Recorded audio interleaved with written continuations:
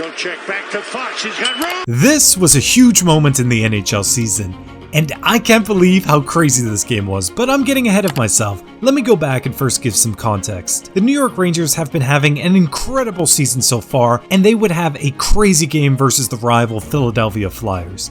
This game featured a classic rivalry with some heated moments, incredible goals, and a very thrilling ending. More so than even the crazy moments, it's important to understand the context of this game, especially with the playoffs around the corner. First, let me talk about what this game meant to the Flyers. Well, the Flyers entered last night holding on to that third place spot in the division. They were just 2 points ahead of the Capitals in that division who held the second wildcard spot, so they're definitely feeling a lot of pressure, so every game is that much more important to them down the stretch. On the other hand, this game also meant a lot to the Rangers, who were holding on to the best division record and league record. And entering this game, the Rangers were looking to become the first team this season to reach 100 points and become the first team to clinch a playoff spot if they could win this game. So the Rangers were looking to hit two major milestones in the same game, so this game was very important. Not to mention, as we near the end of the season, the President's Trophy race is definitely heating up. And before this night of NHL games, this was the first time in NHL history that the top 7 teams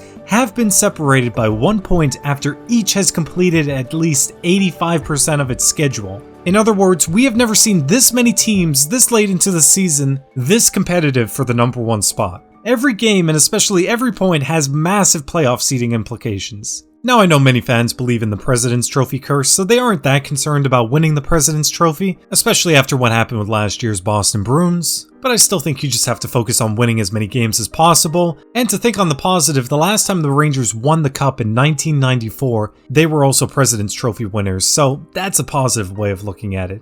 Now, to get into this wild game, I must admit the first portion, especially the first period, didn't have a lot of fireworks.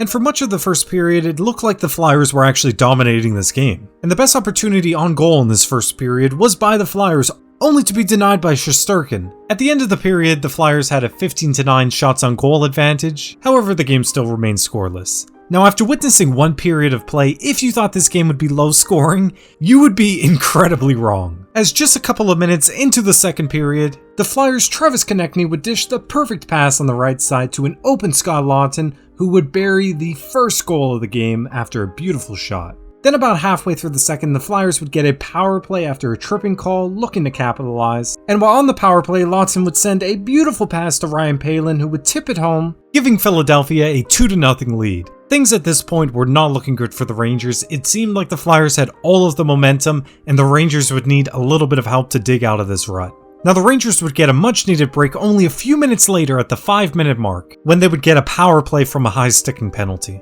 And while on the power play, Zibanejad would net a short-side shot, bringing the game within 1 goal, and giving them some much-needed life. Now, an interesting thing about this goal is Panarin registered an assist on this goal, making this his 100th point of the season. Now, I did want to take a brief moment to talk about just how good Panarin has been this entire season, because he currently sits top 5 in total points this season, 6th in both goals and assists this season. Panarin actually entered this game red hot. He had 12 goals, 19 assists, and 31 total points in his previous 18 games, including a hat-trick recently against the Boston Bruins and 2 goals in his most recent game. Not only that, but the Breadman has 27 power play assists this season. He is just filling up the stat sheet for this Rangers team, showing how incredibly valuable he truly is. And he wasn't even done impacting this game. Now, while this was a very crazy game, it was still only 2-1 after 2 periods. Most of the craziness would happen in the third period, when it was just sheer scoring mayhem.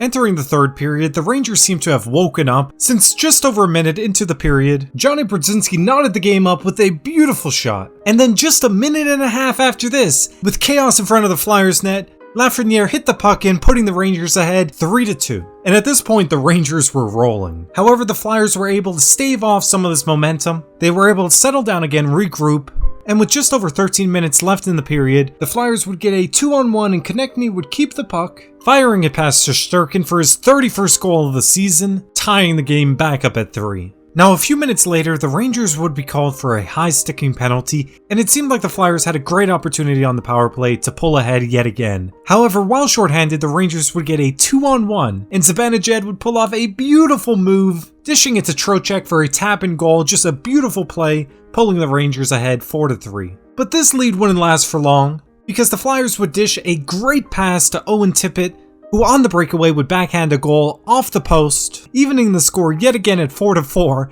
and the wild part about this game is the craziness was definitely not done yet. Because not long after this, after a face-off in the Flyers zone, Panarin's shot would get blocked, and in the chaos, Lafreniere fired in the puck for his second of the game, pulling the Rangers ahead 5-4, but yet the scoring wasn't even done yet, because after some chaos in front of the Rangers net and a pile-up in the crease, Forrester would score the game-tying goal at 5-5. This would be the 7th goal of the period, leaving only a few minutes left in regulation. Despite all of these goals, overtime was needed to settle this game. However, barely even 30 seconds into overtime, Rangers' Adam Fox would have a beautiful shot, winning the game in overtime 6-5. But talk about a crazy game with 11 total goals. This season, the Rangers have come from behind for wins 23 times. 11 of those times, they've been trailing in the third period alone. But as I mentioned, this game was more significant than just 2 points. Because with this overtime win, the Rangers sit alone atop the league with 100 points, the first team this season to reach that benchmark.